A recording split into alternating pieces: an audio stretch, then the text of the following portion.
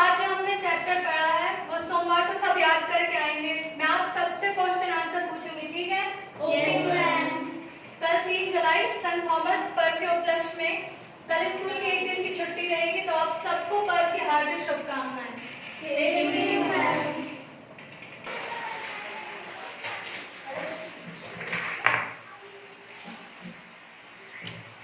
सुनहरे माँ, ये बताओ सेंट थॉमस डे के दिन हर साल छुट्टी क्यों होती है? वे कौन थे और हर क्रिश्चियन स्कूल में उनके जन्मदिन पर छुट्टी क्यों होती है? अरे नहीं, उनका जन्मदिन नहीं होता है। ये ना उनका त्योहार मनाने का एक दिन है। वो ना हमारे प्रभु यीशु मसीह के 12 प्रेरितों में से एक थे, जो पहली बार भारत आए थे और उन्होंने ईसाई धर्म की शुरुआत की थी, इसलिए उनके लिए छुट्टी रहती है। लगता है वे बहुत महान व्यक्ति थे। मुझे उनके बारे में थोड़ा विस्तार में बता सकती हो? हाँ, मैं जितना जानती हूँ उतना तुम्हें बता सकती हूँ। चलो हम रास्ते में चलते हुए बात करते हैं। चलो। यीशु अपने 12 शिष्यों को अपने पास बुलाते हैं ताकि वो उनके साथ रहें और उन्हें अपनों को निकालने का आदेश देकर सुसमाचार प्रचार कर सकें। फिर 3 सालों तक शिष्य उनके साथ ही रहते हैं और उनसे प्रशिक्षण प्राप्त करते हैं। फिर जब यीशु की मृत्यु और स्वर्गारोहण हो जाता है, उसके बाद सभी शिष्य आपस में डिसाइड करते हैं कि विश्व भर में जाकर ईसा के सुसमाचार को फैलाएंगे। पर जो थॉमस होते हैं ना, वो भारत आने से मना कर देते हैं।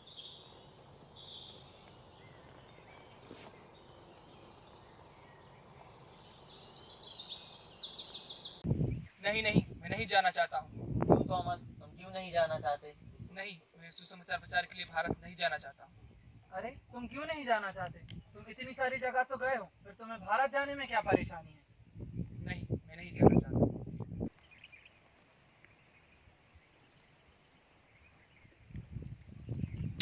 पता नहीं वो क्यों नहीं जाना चाहता। इतनी सारी जगह तो थॉमस सुसमाचार का प्रचार करने गया है, पता नहीं उसे भारत जाने में क्या परेशानी हो रही है। शायद वो बाद में मान जाए। फिर सेंट थॉमस भारत आने के लिए कैसे माने? उस समय दक्षिण भारत के राजा गॉन्डीफोरस को अपने लिए एक बहुत बड़ा महल बनवाना था, जिसके लिए उन्होंने अब्बन नाम के एक व्यापारी को एक अच्छा आर्किटेक्ट तलाशने के लिए भेजा। ईसा उसे सपने में आकर थॉमस को लेकर आने को कहते हैं। थॉमस उनके साथ भारत आए व उन्हें राजा गॉन्डीफोरस के सामने लाया गया।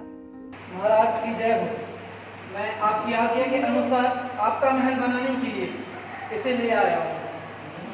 अच्छा, हमें अपने बारे में बताओ। महाराज, मेरा नाम थॉमस है। मैं एक बढ़ई हूँ।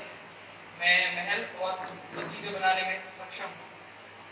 अच्छा, तो तुम्हें हमारे लिए महल का निर्माण करना है। जी चलो।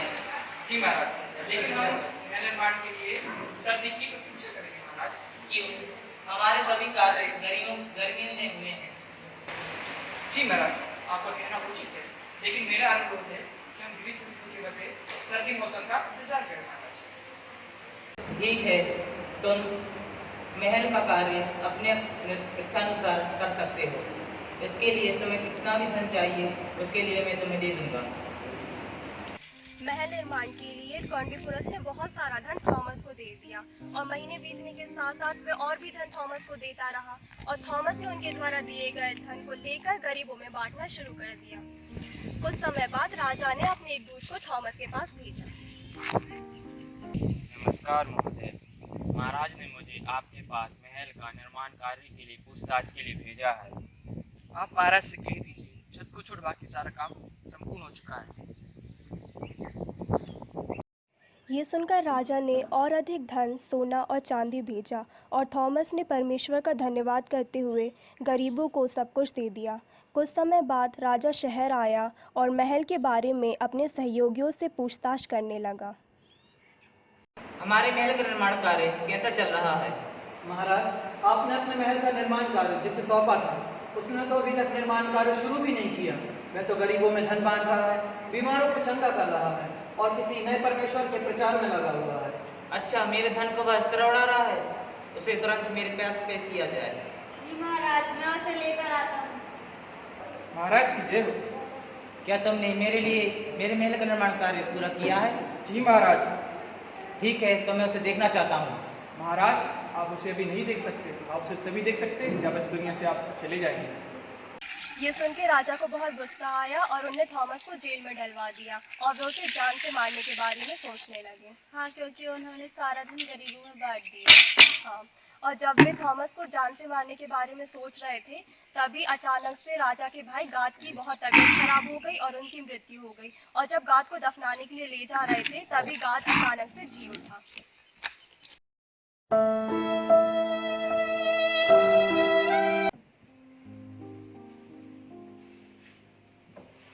भाई तुम ठीक हो, तुम जीवित हो। भाई तुम बहुत दयावान हो, बहुत महान हो, मेरी एक विनती स्वीकार कर लो। भाई तुम बोलो, तुम क्या चाहते हो? जो तुम्हारा स्वर्ग में महल है वह मुझे बेच दो। स्वर्ग में मेरा महल कैसे हो सकता है? भाई जब मैं मर गया तो स्वर्गदूत मुझे स्वर्ग ले गए और वहाँ मुझे उन्होंने एक विशेष महल दिखाया। इसमें मैंने रहने के लिए एक कमरा मांगा और उन्होंने मुझे मना कर दिया और कहा कि ये थॉमस ने अपने राजे के लिए बनवाया है। और मैंने उनसे कहा कि मुझे वहाँ वापस भेज दो, जिससे मैं आकर आपसे वह महल खरीद सकूं। भाई वह विशेष महल तुम्हें देना मेरे हाथ में नहीं है, मगर उसे खरीदने का साधन दे सकता हूँ। मैं आदेश देता हूँ कि बंदी गृह से थॉमस को रिहा कर दिया जाए, ताकि वह मेरे भाई के लिए महल का निर्माण कर सके। फिर थॉमस को रिहा कर दिया गया और दोनों भाइयों ने ईसाई धर्म को अपना लिया। फिर थॉमस ने क्या किया? फिर थॉमस और दूसरी जगहों पर यात्रा करते रहे और यीशु का संदेश लोगों तक पहुंचाते रहे। और उसके बाद उन्होंने दुष्ट आत्माओं को बाहर निकाला, रोगियों को चंगा किया और यीशु के नाम पर बहुत सारे चमत्कार किए।